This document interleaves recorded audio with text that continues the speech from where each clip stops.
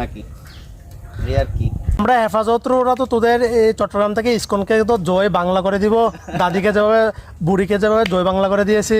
মারামারি করি তো তো ঠিক আছে, এখন দেখ মারামারি করে চট্টগ্রামকে কে দখলে নিতে পারে, হেফাজত ইসলাম নাকি ইসকন, দেখা যাক। তো চল এখন দুজনের মধ্যে একটা মারামারি হয়ে যাক। সবাই চোখ শক্তি বলের মাধ্যমে এখন এখন দেখা যাক তাহলে চট্টগ্রাম ভূমি কে কে নিয়ে নেই, হেফাজত নাকি ইসকন। হেফাজত ইসলাম ভার্সেস ইসকন। ওকে, মারামারি শুরু।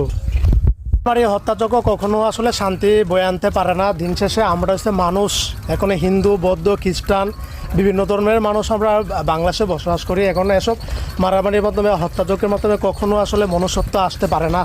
দিন শেষে আমরা সবাই মিলেমিশে বসবাস করব, যে যার ধর্ম স্বাধীনভাবে পালন করবে, এটাই সব ধর্মে বলা আছে। কোনো ধর্মকে আসলে হত্যা করে এর প্রতিশোধ নেওয়ার বলা হয়নি। তো তুই এরপর কিছু বল। এসব বাদ দাও, মারামারি এসবের মধ্যে নাই। চট্টগ্রামের ভাষা কর।